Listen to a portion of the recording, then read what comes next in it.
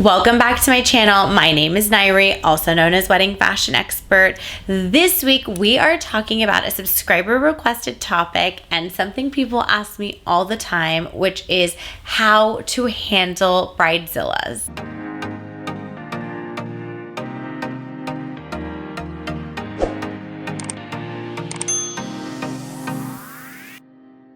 Before we dive into this week's topic, please be sure to subscribe to my channel, give this video a thumbs up, drop me a comment below, and let me know if there's a particular video topic you'd like me to create a video on.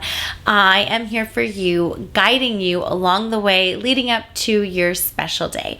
For those of you that are new to my channel, welcome. I am so honored that you found me. I am, of course, a wedding fashion expert, stylist, buyer, and wear many different hats at Lovella Bridal, located in Los Angeles, California. For daily content, be sure to follow us on Instagram at Lovella Bridal, at Lovella Plus, and at Wedding Fashion Expert. Don't forget to hit the follow button on TikTok at Lovella Bridal and at Wedding Fashion Expert as well. As I mentioned, this week's topic was written in by a subscriber. This subscriber wrote in saying, I love watching your videos. As a very new person in this industry, not even 3 months, I was wondering how you deal and work with bridezillas. That is my biggest concern as of right now.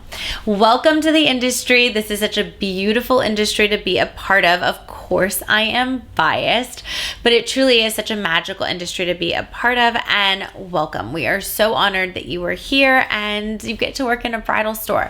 So you are not alone when asking me about how to handle bridezillas. This is also a question that when I'm out and about meeting new people, they ask me this all the time. The moment that they find out that I'm in the wedding industry, specifically wedding dresses, they all want to ask me about, say yes to the dress and all the things that they know, and tell me my craziest story about a bride and how do I handle bridezillas. This is something that I get asked all the time, so I was not surprised at all to read this comment and thought, you know what, I should make a video on this because this is such a popular question. Now, you might not be expecting this to be the answer. The answer to this is that brides are bridezillas when they are not given structure and guidance. What do I mean by that?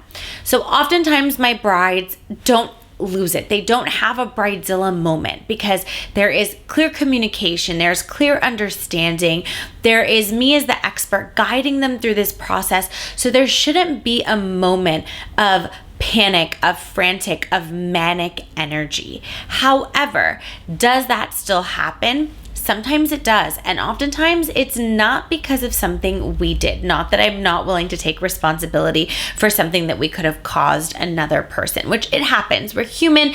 We can do our best to make everybody happy, but at the end of the day, there's only so much we can do, and there are things that we will drop the ball on. It's inevitable. None of us are perfect, right? But oftentimes I find when a bride is really having a difficult day and she takes it out on the dress experience, oftentimes it would be shopping for the dress or an alteration appointment, or maybe it's even the gown inspection when the dress comes in. There are a few things to note here. When brides are shopping for their dress, they are nervous, they are anxious, they're feeling a lot of energy. They also have a lot of outside noise coming in.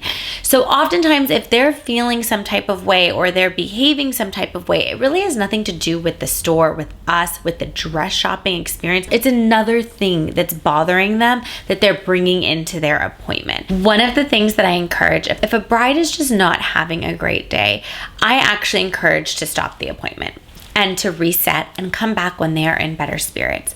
And I also want to find out what's happening in their day. So oftentimes I have had brides who have had a car accident before they've come in. They had a family member pass away. Their animal is sick. The list of things that could be going on in their life goes on and on and on and on and on.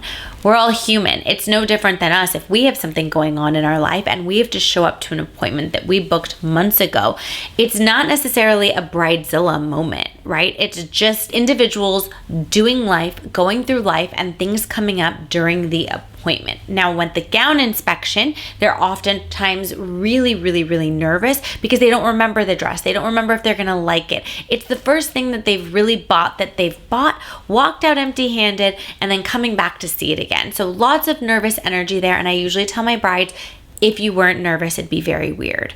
So again, the communication of me communicating with them, letting them know, like, if you're not in the right headspace today, let's reschedule.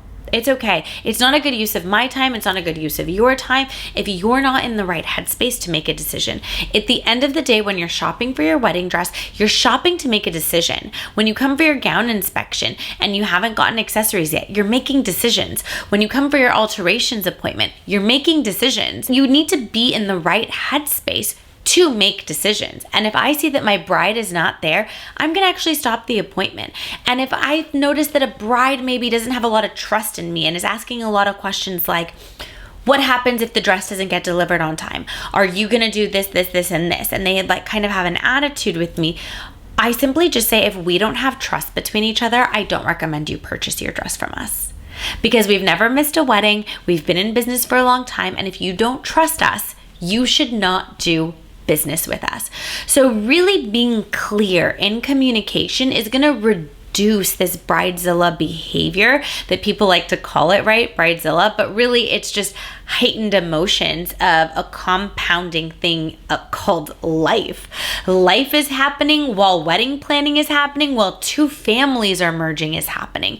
So when you go in with the mindset of that, like, these are just people doing life plus planning a wedding that has so much pressure on it. It really helps you understand perspective and to better guide them, which is why you as the stylist need to be very clear. Use less words explaining things. Their brains are so full. The more you explain, the more you talk, the more filler words you use, it overwhelms them. And half the time they aren't listening, because I will tell my bride something and she'll ask a question that I had already answered and I have to repeat it. And then I have to reflect into myself and go, okay, I missed some signs. Maybe I used too many words. I made it too lengthy of a description, or maybe I gave her information that was too early in the appointment that she wasn't ready to receive. So being very mindful of body language, where they're at, keeping quiet. Take a moment and stop talking when a bride is in the dress. Allow her to process the dress without your voice constantly narrating the appointment. It is okay for there to be silence. It's okay to allow them to process, and just keep your communication very clear, very direct, and let them know that it's okay not to feel 100%. It's okay to not cry and feel emotional in the dress. It's okay to feel anxious, nervous, excited. It's perfectly okay to have and feel these things throughout the dress shopping experience. And as stylists, we are there to support them. So this isn't the response that most people expect, is that I often say, don't really have Bridezillas. Do I get brides in a bad mood? Yeah.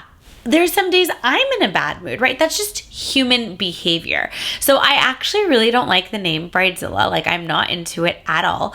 And I feel like if you've allowed a bride to get to that point, there is something much deeper going on. And oftentimes when I get to the bottom of their behavior, there is something so much deeper happening that has nothing to do with the dress, nothing to do with the wedding, and nothing to do with us at all. And everything that has to do with their life, that they're taking it out on us. And I'm very clear in setting a boundary. I won't respond to that type of communication or that type of language. If a bride starts to get really aggressive, I just don't feel like we're the right fit for each other. That's just not the direction that we like to take things. And so once you set those boundaries and let them know how they need to communicate with you, and that there needs to be a level of everyone being cordial, respectful, and understanding to all situations, at the end of the day, like I said, we are humans doing life, and we are living every day for the first time together. So that being said, the best advice I could give you is just be nurturing, understanding, and very clear, and just give them direction. People need direction and guidance, so be very, very clear on that. And as you get more experience within the industry, you will get more confident in being able to do this, and your brides are going to thank you, and you are going to be such a beautiful gift in their experience, and they will soon be thanking you for a forever memory, and they will tell you that you were the best part of their wedding planning process because of everything that I just said. I hope you found this video helpful. For more videos and tips like these, be sure to tune in every Wednesday, 8 a.m. Pacific Standard Time, and I will see you in next week's video.